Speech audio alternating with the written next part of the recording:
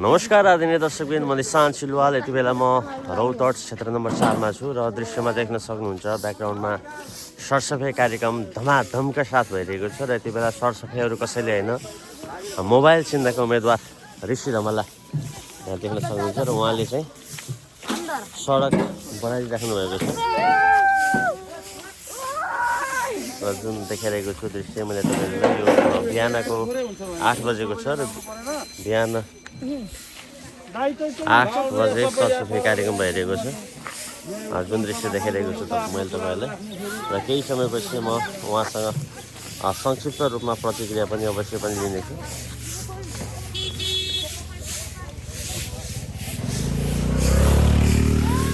धुलो उड्छ, त्यहाँ मास्क चाहिँ लाउनु पर्छ है।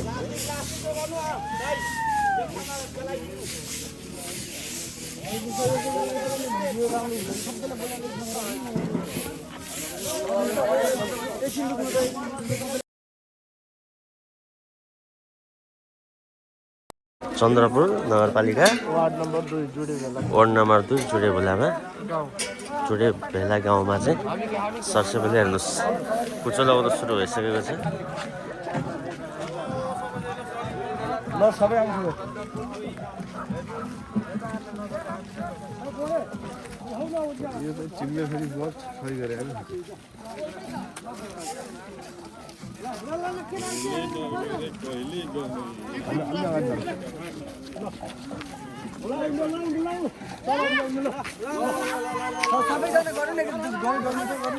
पछाडि गर्नु न, दुईजना स्टन गरेर भइहाल्छ नि।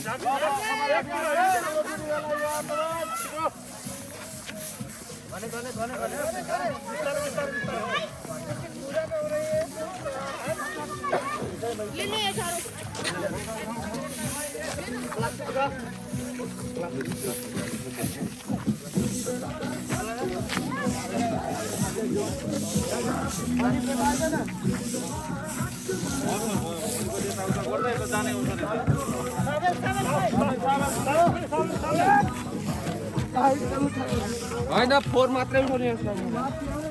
मास्क चाहिँ हामीलाई दिनु पर्दैन। मास्क लाउनु न त, मास्क हेर्नुहोस्, बच्चैदेखि काम गरेर हुर्किएको मान्छे हुँ म भन्नुहुन्थ्यो ऋषि धमलाले, र यति बेला उहाँ काम नै गरिराख्नु भएको छ। र उहाँले रौतहटमा कुचो लगाइराख्नु भएको छ।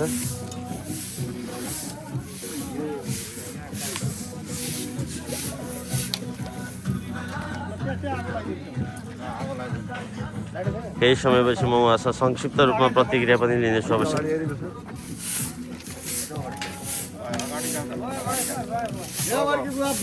मोबाइल छाप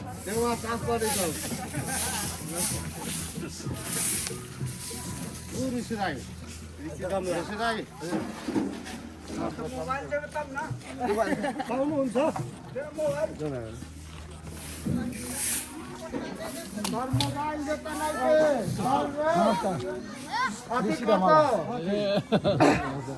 निमान गाउँ ठाउँमा जाँदा त पानीको सुविधा पर्दो।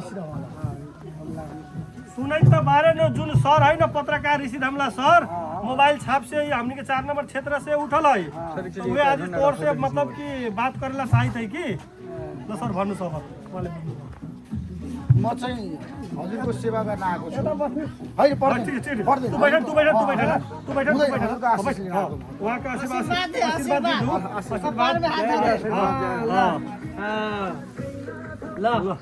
मोबाइल छाप एकदम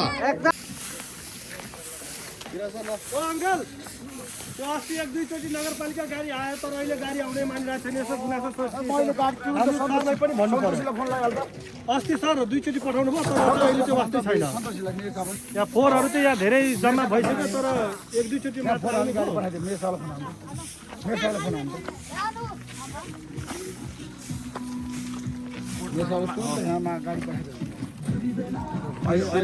ठ्याक्कै हामी कुन सभा राख्छौँ नि त्यहाँ, त्यही बेला उहाँले गराउँ लागि सरासरी यस्तै गरौँ न। त्यसलाई उठाएर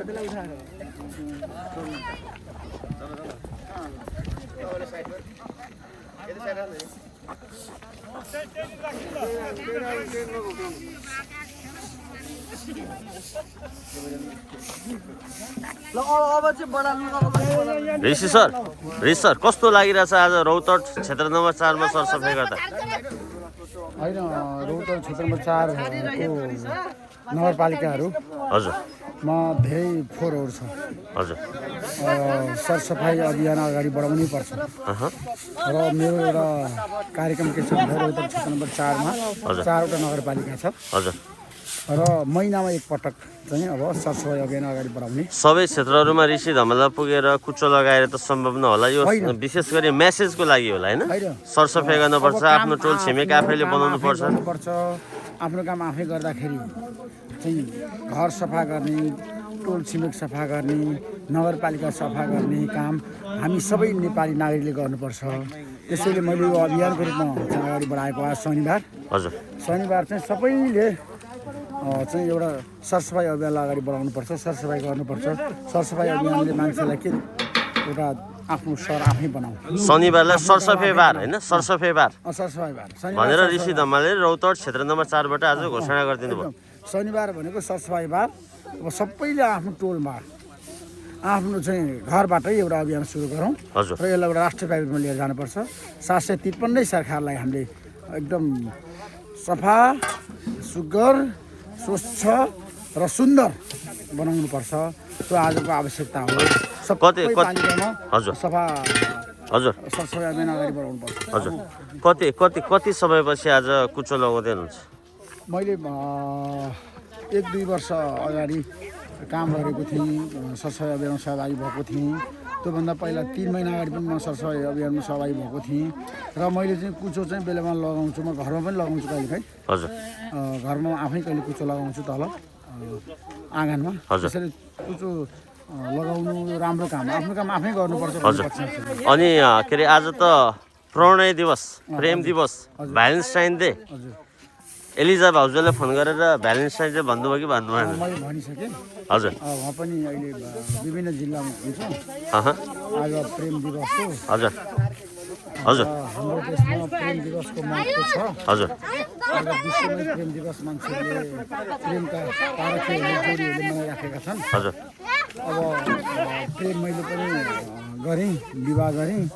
तर अहिले आएर प्रेमको महत्त्व बढेको छ। म चाहिँ अब रौतहटवासीको बिचमा छु, रौतहटको जनतासँग मेरो सम्बन्ध गाँसिएको छ। अबको मेरो प्रेम भनेको रौतहटवासीसँग जुन प्रकार छ, देशको जनतासँग म चाहिँ एउटा प्रेम गर्न चाहन्छु र प्रेमलाई हामीले एक आपसमा छ नि प्रगाढ बनाउनुपर्छ, सुमधुर बनाउनुपर्छ। प्रेम चाहिँ दिगो हुनुपर्छ। त्यसैले म रौतहटवासीको प्रेममा गाँसिसकेको छु। उहाँले मलाई अत्यन्त प्रेम गर्नुभएको छ। म जनताको चाहिँ समस्या समाधान गर्न पनि एकदम उत्साहित भएर लागेको छु। रौतहटमा धेरै समस्या छ। रौतहटका जनताहरू पीडामा छन्। रौतहटका जनताहरूले अझै पनि स्वास्थ्यमा, शिक्षामा, रोजगारीमा पहुँच चाहिँ पाएका छैनन्। उनीहरूमा साथ दिन चाहन्छु। अब मेरो प्रेम चाहिँ रौतहट जिल्ला रौतहटका जनताहरू नागरिकसँग बढी चाहिँ हुनेछ। किन भन्दाखेरि देशभरिकै नागरिकलाई म प्रेम गर्छु। तर पनि प्रेम भनेको चाहिँ आज चाहिँ अब प्रेमका पारखीहरूको लागि हो। तर अब सबै मानव जातिले प्रेम गर्नुपर्छ। हजुर किन भन्दाखेरि प्रेमले नै मान्छेलाई सफल बनाउँछ र प्रेम मान्छेको जीवनमा नभई नहुने कुरा हो। हजुर प्रेम गर्नुपर्छ। आज मैले सरसफाइ अभियानमा सहभागी भइरहँदाखेरि प्रेम दिवसको दिन म यो ठाउँलाई एकदम राम्रो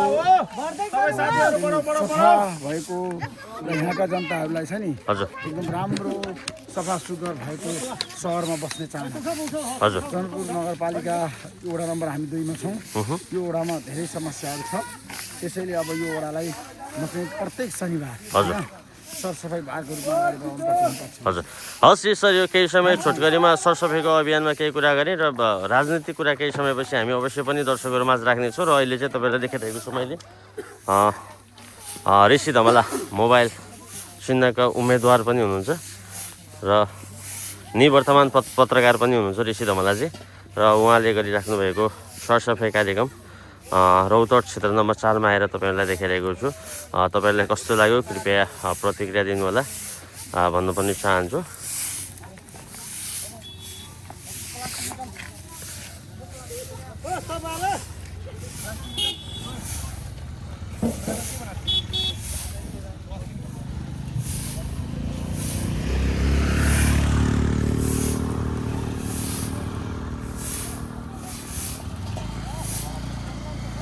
यो चुनावको समय छ। चुनावको समयमा मान्छे निकै व्यस्त हुन्छन्। सबै मानिसहरू घर दैलोमा मत सङ्कलनको लागि, भोट माग्नको लागि हिँडेर सास फेर्ने फुर्सद नहुँदा ऋषि धमालाई यसरी सडकमा कुचो लगाएको देख्दा यसलाई तपाईँहरू के भन्नुहुन्छ होइन?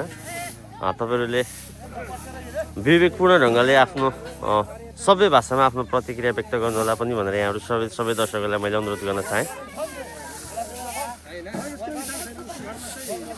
र यहाँ साना बाबुहरू पनि सरसफाइमा सहभागी हुनुभएको छ र पछाडिसम्म हुनुहुन्छ। धेरैको सङ्ख्यामा मानिसहरू सरसफाइ गरिराख्नु भएको छ। त्यो प्लास्टिक राख्नु छ यहाँ